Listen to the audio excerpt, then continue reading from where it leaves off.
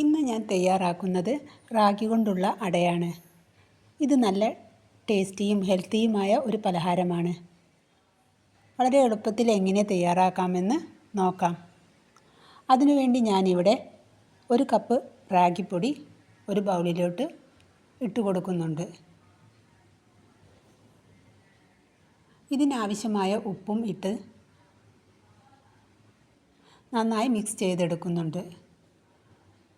തിളച്ച വെള്ളം ചേർത്ത് കുഴച്ചെടുക്കണം ഇത്. അതിന് സ്റ്റവിൽ കുറച്ച് വെള്ളം വെച്ചിട്ടുണ്ട്. നന്നായി തിളച്ചിട്ടുണ്ട്. ഇടിയപ്പത്തിനൊക്കെ മാവ് കുഴയ്ക്കുന്നത് പോലെ കുഴച്ചെടുക്കണം. തിളച്ച വെള്ളം കുറച്ച് ഒഴിച്ചു കൊടുത്ത് ഇളക്കിയെടുക്കാം.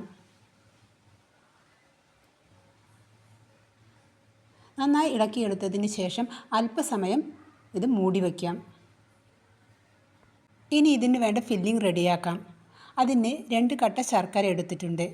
അതിലേക്ക് 1/4 കപ്പ് വെള്ളം ഒഴിച്ചു കൊടുത്ത് അലിയിച്ചെടുക്കുന്നുണ്ട്.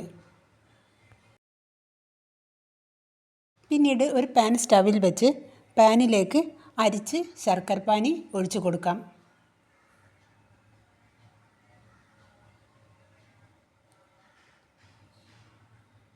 പിന്നീട് മുറിച്ച് വെച്ച നേന്ത്രപ്പഴം, 1/2 കപ്പ് തേങ്ങ ചിരകിയത് ഇളക്കി യോജിപ്പിച്ച് കൊടുക്കാം. നേന്ത്രപ്പഴം ആ ശർക്കരപ്പാനിയിൽ കിടന്ന് ഒന്ന് വെന്തിട്ട് ഉടഞ്ഞു വരണം. ശർക്കരപ്പാനിയിലെ അതിലുള്ള വെള്ളം ഒന്ന് വറ്റുകയും വേണം.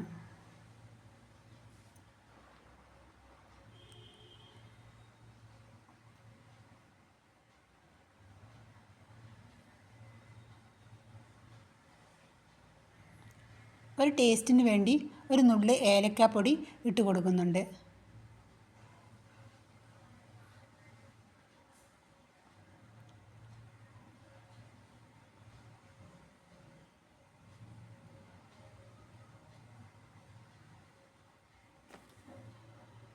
ഇപ്പോൾ ശർക്കരയിലുള്ള വെള്ളമൊക്കെ നല്ലോണം വറ്റിയിട്ടുണ്ട്.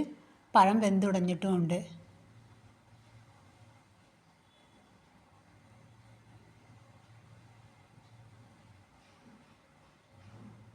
നമ്മുടെ ഫില്ലിംഗ് ഇവിടെ റെഡി ആയിട്ടുണ്ട്.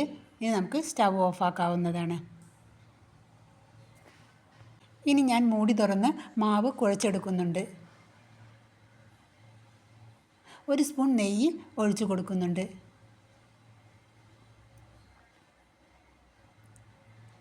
മാവ് നന്നായി കുഴച്ചെടുത്തതിന് ശേഷം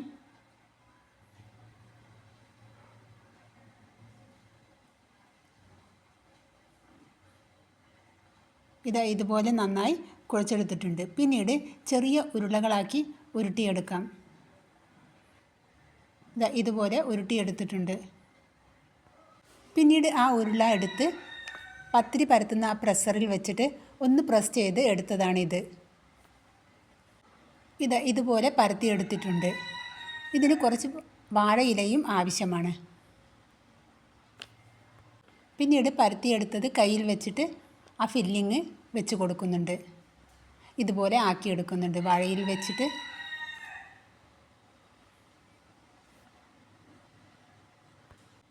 പരത്തിയെടുത്ത മാവെടുത്തിട്ട് അതിലേക്ക് ഫില്ലിങ് കുറച്ച് വെച്ച് കൊടുക്കുന്നുണ്ട്.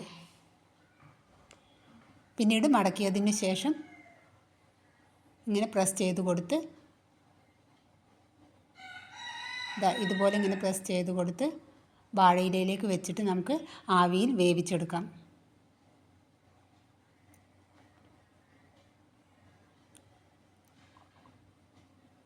ഇഡ്ഡലിച്ചെമ്പിലാണ് ഞാൻ ആവിയിൽ വേവിച്ചെടുക്കുന്നത്. ഇഡ്ഡലിച്ചെമ്പിൽ കുറച്ച് വെള്ളം വെച്ച് തിളച്ചതിന് ശേഷം തട്ടിറക്കി കൊടുത്ത് അതിൻ്റെ മീതെ വെച്ച് കൊടുക്കുന്നുണ്ട്.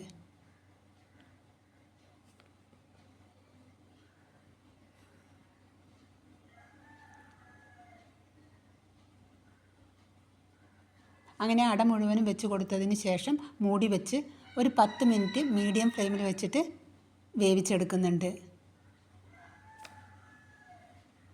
10 മിനിറ്റ് കഴിഞ്ഞ് മൂടി തുറന്നപ്പോൾ അട ഇങ്ങനെയുണ്ട്.